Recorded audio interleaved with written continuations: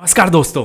अब हम बात करेंगे, देखो जब हम बात कर रहे हैं लमसम की, मार्केट में अपॉर्चुनिटी की, तो हमें ये देखना है कि कौन से मिड कैप हैं जो मोस्ट कंसिस्टेंट है। सबसे पहला स्टेप ये होगा, उसके बाद हम बाकी चीज़ों को देखेंगे। और वीडियो में आगे जाने से पहले बहुत सारे लोगों को ये लगता है कि सर हम तो इतनी रिसर्च नहीं कर सकते, इतना डिटेल में नहीं जा सकते, क्योंकि मैं आपको जो एक्सेल शीट दिखाऊंगा उसके ऊपर जो मैंने फिल्टर लगा रखे हैं, बहुत सारे रिटेल इन्वेस्टर वो खुद नहीं करने वाले। या तो वो वीडियो देख के हेल्प लेंगे और चीज़ों को खुद एनालिसिस करेंगे, या फिर आप हमारे ऊपर ये चीज़ें छोड़ सकते हैं। स्क्रीन पे नंबर है, आपका पोर्टफोलियो हम मैनेज करेंगे। अलग अलग बकेट्स जो हमने बताई थी, हमने रॉकेट निवेश बनाया था, ओके, और रिटायरमेंट बकेट बनाई थी, बहुत सारी बकेट्स हमने बनाई थी और अभी भी चल रही हैं, जिनके पास्ट रिटर्न्स, पास्ट रेशोज़ जिनके बारे में हम बात कर सकते हैं। बहुत सारी चीज़ों के बारे में बात हो सकती है अगर आप इन्वेस्ट करना चाहते हैं, उन लोगों के लिए स्पेशली जिनको लगता है टाइम नहीं है या नॉलेज नहीं। तो अब वीडियो के अंदर चलते हैं और देखते हैं कि कौन से मिड कैप ने कहाँ पे क्या ज़बरदस्त काम किया है। फटाफट से काउंट करेंगे और सबसे पहले इसको अगर मैं जूम करूँ 4 में से 3 बार, ये किसका मैंने बताया, ITI मिड कैप का। अगर मैं इसको बिल्कुल छोटा कर दूं तो यहाँ पे मैं ITI मिड कैप को लाइन लगा देता हूँ। क्यों? 75% ऑफ द टाइम इसने कैटेगरी एवरेज को बीट किया है। 3 ईयर्स के टाइम होराइजन पे लास्ट 2 ईयर्स में किया है वाइटॉक ने, तो वाइटॉक को भी हम येलो कर देते हैं। उसके बाद टॉरस मिड कैप पिछले 10 सालों में से सिर्फ 3 साल चला है, तो मैं इसको अभी येलो नहीं कर रहा। फ्रैंकलिन इंडिया मिड कैप अगर यहाँ पे देखूँ 1 2 3 4 5 6 और साल कितने हो गए, 11 में से 6 ठीक ठाक है, कोई बुरा नहीं है। हीलियोस मिड कैप जो आया है, इसने ये रातों की नींद उड़ा दी है लोगों की। कोई 0%, कोई 1%, ये भाई साहब 19% दे के खड़े हुए हैं, जिसकी वजह से ये कैटेगरी एवरेज हमें लास्ट 1 ईयर में दिखा रहा है कितना, 0%। इस तरह के म्यूचुअल फंड हमारी परफॉर्मेंस को हमें ये बताते हैं कि हमने बहुत ख़राब किया, जब एक्चुअल में नहीं किया होता, समझे।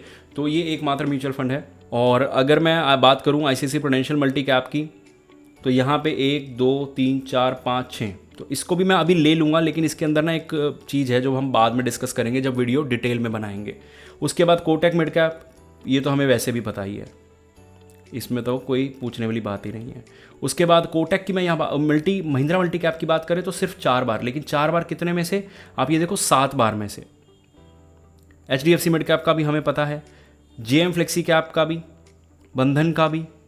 SBI का थोड़ा काउंट कर लेते हैं, SBI का काउंट करना बहुत ज़रूरी है। 3 और 3 6, टोटल 11 में से 6 साल, इसको भी हम लिस्ट में ऐड कर सकते हैं। निपोन का भी आपको पता है, इन्वेस्को का भी, और आदित्य बिरला नहीं, मोतीलाल का भी हमें पता है, टाटा मिड कैप भी, और PGM इंडिया मिड कैप नहीं है। ये वो टॉप के म्यूचुअल फंड्स हैं, लेकिन अभी डिटेल में जाएंगे, ठीक है, डिटेल में जाते हैं। ओके, यहाँ पे हमने बात कर ली, कोई भी ऐसा म्यूचुअल फंड हमने नहीं यहाँ पे छोड़ा अभी जो रिटर्न्स 1 2 3 4 5 6, वैसे तो आदित्य बिरला को भी ऐड करना चाहिए। हर कोई 11 में से 6 साल तो रिटर्न्स दे ही रहा है। ऊपर जो मैंने ये 2 मार्क करे, JM, और ये 3 में से 2 साल चले हुए हैं। HDFC मिड कैप को मैंने क्यों ऐड किया है, जबकि वो सिर्फ 5 साल चला है, उसके बारे में भी बाद में डिस्कस करेंगे, ठीक है। LIC की बात करूँ तो LIC वाला म्यूचुअल फंड सिर्फ 1 बार चला है पिछले 5 8 10 सालों में, इसको छोड़ दो। यूनियन की बात करूं तो यूनियन सिर्फ 2 बार चला है 5 सालों में, उसको भी छोड़ दो। PGM इंडिया मिड कैप ये 2 साल दे के गया था पूरे 11 सालों में, तब ये बहुत फेमस हो गया था, ठीक है। DSP की बात करूं तो DSP 3 11 सालों में, छोड़ दो। केनरा रोबेको अभी पिछले 3 सालों में से 1 बार भी नहीं। मेराई एसेट का मिड कैप 6 में से 3 बार, इसको ऐड कर सकते हैं क्योंकि लोगों के पास है भी। UTI मिड कैप की बात करूँ तो सिर्फ और सिर्फ 3 बार 11 सालों में। एडलमिस मिड कैप, इसको तो मैं आगे पढ़ूंगा भी नहीं, ठीक है, क्योंकि हमें पता है कि ये वन ऑफ द टॉप रहा है और इसने जो करा है वो बहुत कम म्यूचुअल फंड कर पाते हैं। अब यहाँ पे 5 बार एक्सिस मिड कैप, इसको ऐड नहीं करेंगे। सुंदरम 6 बार, 1 बार के लिए ऐड कर लेंगे। HSBC 6 बार ऐड कर लेंगे। क्वांट 4 बार ऐड कर लेते हैं, क्योंकि रीसेंट में सारे के सारे इनके जो रिटर्न्स निकले हैं तो बहुत से लोग देखना भी चाहते हैं, बहुत से लोगों के पास पोर्टफोलियो में है भी।